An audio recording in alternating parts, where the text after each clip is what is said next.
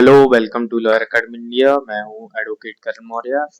हम लोग अपनी सीपीसी की प्लेलिस्ट पूरी कर रहे थे जिसमें हम एमसीक्यूज देख रहे थे और ये है 10th नंबर का लेक्चर जिसमें हम लोग देखेंगे 25 एमसीक्यूज। इससे पहले 9 लेक्चर बना चुका हूं, नहीं देखे हैं तो देख लो जाके, प्लेलिस्ट आपको चैनल पर मिल जाएगी, ठीक है। और ये अगर आप जुडिशरी, आईबीपीएस, एसओ या फिर एआईबी की तैयारी कर रहे हो तो सबके लिए इम्पोर्टेंट रहने वाली है। तो चलो शुरू करते हैं अपना पहला question. Order 14 Rule 1 of CPC allows sorry Order 24 Rule 1 of CPC allows the defendant to CPC के आदेश 24 नियम एक प्रतिवादी को क्या करने की अनुमति देता है? Deposit money in court in satisfaction of the plaintiff's claim wholly or in part, demand a jury trial, withdraw the suit on the plaintiff's behalf या फिर file a criminal complaint against the plaintiff। Question का answer बताइए 5 second में।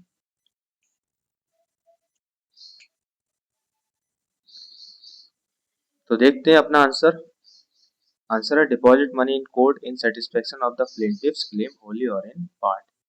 Next question हमारा order 25 rule 1 of CPC deals with CPC के आदेश 25 नियम एक किससे संबंधित है? Appointment of a receiver, payment into court by the defendant, security for cost from the plaintiff, फिर suits bye minors. Important question है, क्वेश्चन का आंसर बताइए 5 सेकंड में।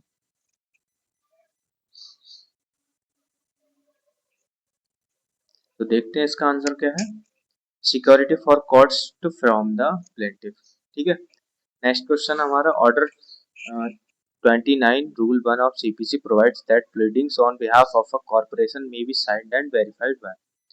सीपीसी का आदेश 29 नियम 1 के अनुसार किसी निगम की ओर से अभिवचन पर हस्ताक्षर और सत्यापन कौन कर सकता है? Only government appointed auditor, only the chairperson personally, chairman personally, the secretary, director or the other principal officer who can depose to the facts या फिर any random employee of the corporation। Important question है और ये corporate वालों के लिए ज्यादा फायदेमंद है ये वाला क्वेश्चन, क्योंकि उनको उनके केसेस में आ सकता है जो कि आईबीपीएस एसए वगैरह में आता है, ठीक है। तो इसका आंसर देखते हैं।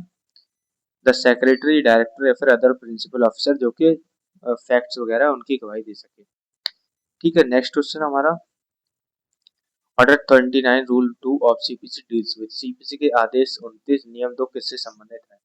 Service of summons on a corporation, service of summons on a foreign ruler, service of summon on a minor or service of summons on the government. ये तो आपको पता ही होगा, 5 सेकंड में आंसर दीजिए इसका क्या है। तो देखते हैं अपना आंसर क्या है। किसी निगम पर समन की तामील, service of summons on a corporation, ठीक है। नेक्स्ट क्वेश्चन हमारा order 30 rule 1 of CPC allows two or more persons claiming as a partner to. CPC के आदेश 30 नियम एक साझेदारी के रूप में दावा करने वाले दो या दो से अधिक व्यक्तियों को क्या करने की अनुमति देते हैं?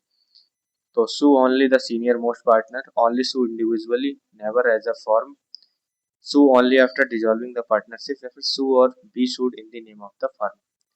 इसका आंसर आप लोग मेरे को कमेंट में देंगे, ठीक है।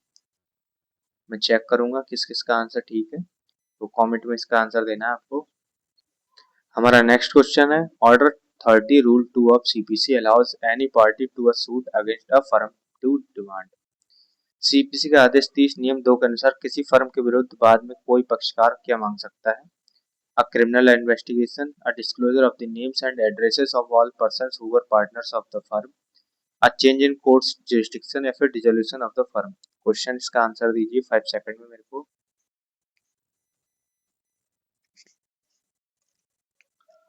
तो देखते हैं अपना आंसर क्या है। इसका आंसर है disclosure of names and addresses of all persons who were partners of the firm. Firm के सभी साझेदारों के नाम और पतों का प्रकटीकरण। नेक्स्ट क्वेश्चन हमारा order 31 rule 1 of CPC provides that in suits concerning property vested in a trustee, executor or administrator, the beneficiaries are represented by. CPC के आदेश 31 नियम 1 के अनुसार ट्रस्टी में निहित संपत्ति से संबंधित वादों में लाभार्थियों का प्रतिनिधित्व कौन करता है? The trustee, executor or administrator without ordinary needing to join the beneficiaries as parties, the advocate general, the registrar of court या फिर every single beneficiary individual mandatory। तो इसका आंसर बताइए क्या है 5 सेकंड में।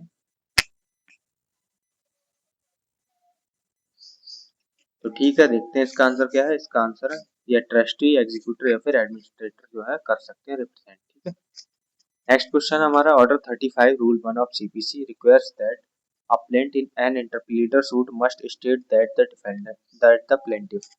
सीपीसी का आदेश 35 नियम 1 के अनुसार अंतर्वादी बाद के बाद पत्र में क्या कहना आवश्यक है। Has already resolved the dispute privately, is personally related to one of the defendants, wants to claim the undisposed property for himself, या फिर claims no interest in the subject matter in dispute other than for charge of cost। Question important है, इसका answer दीजिए 5 second में। तो ठीक है, इसका आंसर हमारा claims no interest in the subject matter in dispute other than for charges as cost। मतलब कि इंटरप्लीटर सूट में सिर्फ जो व्यक्ति है जो कि कर रहा है दायर केस, जो वादी है, वो सिर्फ सब्जेक्ट मैटर का जो डिस्प्यूट है वो उसमें इंटरेस्ट नहीं मांगेगा, बल्कि सिर्फ चार्जेस और जो कॉस्ट है वो मांगता है। ठीक है, नेक्स्ट क्वेश्चन हमारा order 35 rule 4 of CPC deals with. CPC के आदेश 35 नियम 4 किससे संबंधित है। Procedure for execution of decree, appointment of a guardian, procedure at the first hearing of an interpleader suit, framing of issues in a mortgage suit. ठीक है, तो answer दीजिए इसका 5 सेकंड में।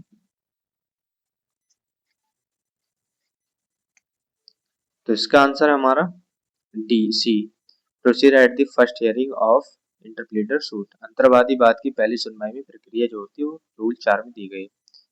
नेक्स्ट क्वेश्चन हमारा order 44 of CPC deals with. CPC का आदेश 44 किससे संबंधित है। Appeal by indigent persons, review of judgment, reference to the high court या फिर appeal to the supreme court. Important question है, आप लोग इसका आंसर मेरे को कमेंट में देंगे। ठीक है, ऐसे नहीं देंगे, कमेंट में देंगे। तो क्वेश्चन नंबर 11 हमारा ये है, under order 24 rule 1 of CPC, a deposit made by the defendant into court. CPC का आदेश 24 नियम 1 के तहत प्रतिवादी द्वारा न्यायालय में जमा की गई राशि का क्या प्रभाव होता है। Must always equal the entire amount claimed, automatically amounts to a full confession of the suit, is treated as an attempt of control compromise, not an admission of the merits of the claim, can only be made after the final judgment। Answer दीजिए इसका 5 second में।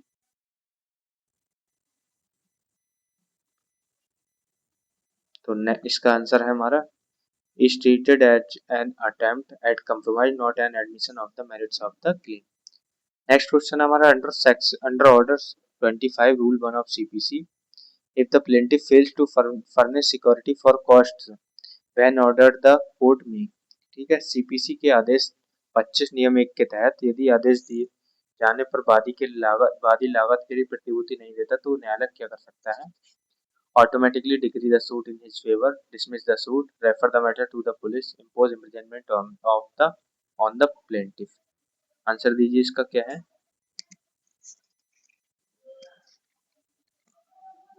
तो इसका answer हमारा dismiss कर देंगे suit को, अगर जो है वो कॉस्ट वगैरह नहीं देते हैं तो। नेक्स्ट क्वेश्चन हमारा under order 29 rule 2 of CPC, summons on a corporation में बी सर्व्ड बाय। सीपीसी का आदेश 29 नियम 2 के तहत किसी निगम पर समन की तामील कैसे की जाती है। Sending it only through the Ministry of Corporate Affairs, leaving it at or sending it by post or courier to the registered office or principal place of business, sending it to a random shareholder या फिर publishing it in a national newspaper only। Question है इसका answer दीजिए इसका।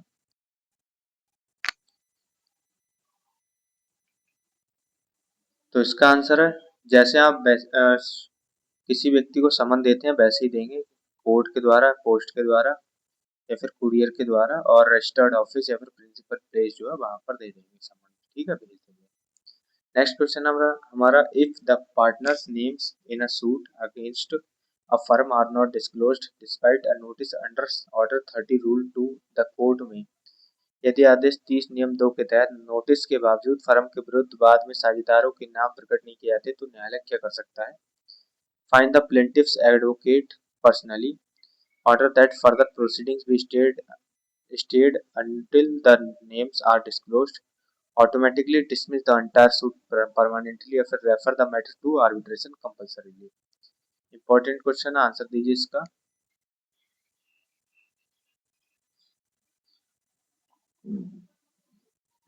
तो देखते हैं इसका आंसर क्या है। इसका आंसर है फर्दर प्रोसीडिंग को स्टे कर दिया जाएगा जब तक कि उसके उनके नाम जो है पार्टनर्स के नाम नहीं दिए जाएंगे तब तक। ठीक है। नेक्स्ट क्वेश्चन है हमारा order 31 rule 2 of CPC provides that where there are several trustees executors और एडमिनिस्ट्रेटर दे शैल। सीपीसी के आदेश 31 नियम 2 के अनुसार जब कोई ट्रस्टी निष्पादक या प्रशासक हो तो उन्हें क्या करना चाहिए। File separate suits individually, all be made parties to suit against one or more of them, be represented by only one the youngest trustee या फिर never be joined together in one suit। Answer दीजिए इसका question का 5 second में।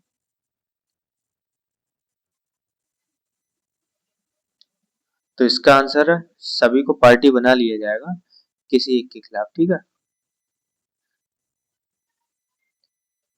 Next question हमारा order 35 rule 3 of CPC provides that where the defendant in an interpleader suit is already suing the plaintiff on the same subject matter, the court hearing that other suit shall। CPC के आदेश 35 नियम 3 के अनुसार यदि अंतर्वादी बात का कोई प्रतिवादी उस विषय वस्तु पर वादी के विरुद्ध पहले से मुकदमा कर रहा हो तो उस बात को सुनने वाला न्यायालय क्या करेगा। Dismiss the interpleader suit automatically, ignore the interpleader suit entirely, immediately transfer that suit to the Supreme Court या फिर stay the proceedings of that suit against the plaintiff once informed of the interpleader suit। Answer दीजिए इसका 5 second में। तो चलिए देखते हैं इसका आंसर क्या है। इसका आंसर है डी, जो प्रोसीडिंग्स है उनको स्टे कर दिया जाएगा। ठीक है। नेक्स्ट क्वेश्चन हमारा order 35 rule 5 of CPC restricts which category of persons from instituting an interpleader suit against their principal or landlord. CPC का आदेश 35 नियम 5 किन व्यक्तियों को अपने प्रधान या मकान मालिक के विरुद्ध अंतर्वादी बात करने का दायर करने का से प्रतिबंधित करता है। Trustees and executors, agents and tenants और कॉर्पोरेशंस एंड देयर डायरेक्टर्स या फिर minors and their guardians. Answer दीजिए इसका 5 सेकंड में।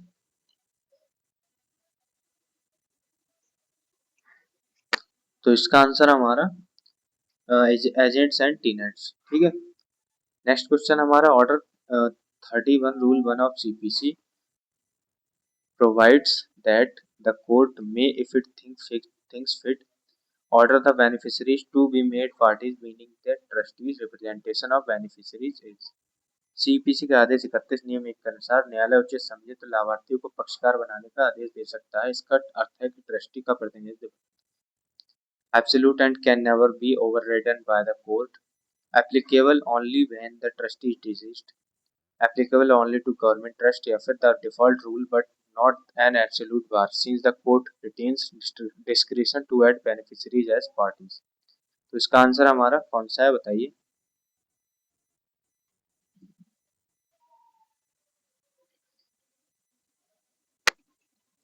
तो इसका आंसर हमारा डी, द डिफॉल्ट रूल है, लेकिन जो न्यायालय है अपना डिस्क्रिप्शन पर अपना निर्णय लेगा। ठीक है। नेक्स्ट क्वेश्चन हमारा order 24 rule 3 of CPC once a defendant deposits money in satisfaction of the claim and gives notice interest on the deposited sum। CPC का आदेश 24 नियम 3 के अनुसार प्रतिवादी द्वारा दावे की संतुष्टि हेतु राशि जमा करने और नोटिस देने के बाद जमा राशि पर ब्याज का क्या होता है। continues to run indefinitely regardless of the deposit, is payable only by the court not the defendant, doubles automatically adds a penalty या फिर shall not run on the deposit sum from the date of the deposit। ठीक है। इसका answer दीजिए। तो इसका answer हमारा जब राशि जमा कर दी जाएगी फिर वहां से इंटरेस्ट वगैरह नहीं लगेगा। नेक्स्ट क्वेश्चन हमारा order 29 rule 1 of CPC the phrase principal officer of a corporation is generally understood to mean. CPC का आदेश 29 नियम 1 के अनुसार किसी निगम के प्रशासनिक अधिकारी से सामान्यतः क्या तात्पर्य है। Only a retired employee of the corporation, only the lowest ranking clerk in the office, a person holding a position of importance who has personal knowledge of the case and can dispose to the facts, या फिर any shareholder regardless of designation। तो इसका answer दीजिए 5 second में। चलो देखते हैं इसका आंसर क्या है। इसका answer a person holding a position of importance who has personal knowledge of the case and dispose of to the facts. ठीक है, sorry, depose to the fact, जो गवाह, जो फैक्ट्स है उनकी गवाही दे सके, ऐसे व्यक्ति को लाया जाएगा। नेक्स्ट क्वेश्चन हमारा order 30 rule 1 of CPC when partners sue in the name of their firm they are required to. CPC के आदेश 30 नियम 1 के अनुसार जब साझेदार अपनी फर्म के नाम से बात दायर करता है तो उन्हें क्या करना आवश्यक है। Enter the names of all partners on record on demand made by any party. Keep their identities permanently secret from the court. Convert the firm into a company या फिर obtain leave from the registrar of companies। Answer दीजिए इसका 5 second में।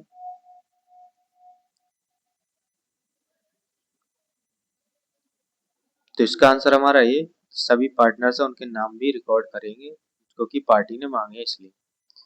Next question हमारा order 31 rule 3 of CPC provides that unless the court directs otherwise which person shall not be joined in a suit merely because of marriage to a trustee, administrative and executrix। ठीक है, CPC का आदेश 31 नियम 3 के अनुसार जब तक न्यायालय अन्यथा निर्देश न दे किसी ट्रस्टी, प्रशासिका या फिर निष्पादिका से विवाह के आधार पर किसी बाद में नहीं जोड़ा जाता। Trustees, business partner, courts on registrar, the husband of a married trustee, administrative or executives, the eldest child of the trustee. Answer दीजिए इसका क्या है 5 सेकंड में। तो इसका आंसर हमारा the husband of the married trustee, administratives या फिर एग्जीक्यूटिव्स। नेक्स्ट क्वेश्चन हमारा order 35 rule 6 of CPC allows the court in properly instituted interpleader suit to provide for the original plaintiff's cost by. CPC का आदेश 35 नियम 6 के अनुसार सही ढंग से स्थापित अंतर्वादी वाद में मूल वादी की लागत की व्यवस्था न्यायालय किस प्रकार करता है। तो giving him a charge on the thing claimed or in some other effectual way, ordering the government to bear all cost, deducting cost from the court's own budget या फिर waiving cost entirely without any provision. Answer दीजिए इसका क्या है। तो इसका answer हमारा giving in charge on the claim, thing claimed or some other effectual way.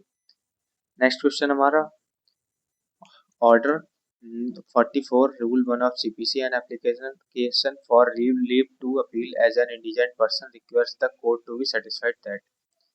CPC का आदेश 44 नियम 1 के अनुसार निर्धन व्यक्ति के रूप में अपील करने की अनुमति हेतु आवेदन में निम्नलिखित को किस बात से संतुष्ट होना आवश्यक है।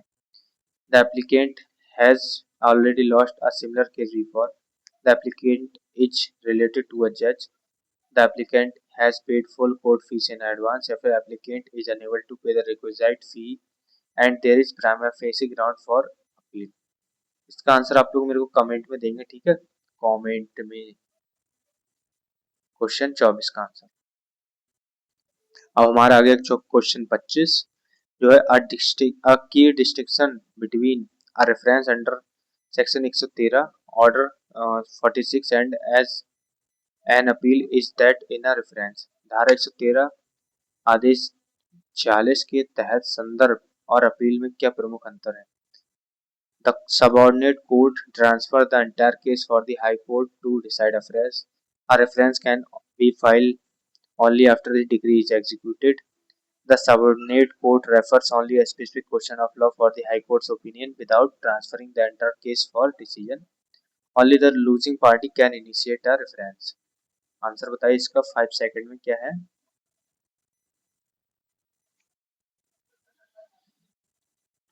ठीक है, देखते हैं इसका आंसर। तो इसका आंसर द सबऑर्डिनेट कोर्ट जो वो रेफर करता है स्पेसिफिक क्वेश्चन ऑफ लॉ के लिए हाई कोर्ट के ओपिनियन के लिए, ठीक है, और पूरा केस ट्रांसफर नहीं हो सकता है। उसको कोई क्वेश्चन ऑफ लॉ में डाउट है तो वो उसके लिए केस को रेफर कर देंगे कहाँ, हाई कोर्ट में।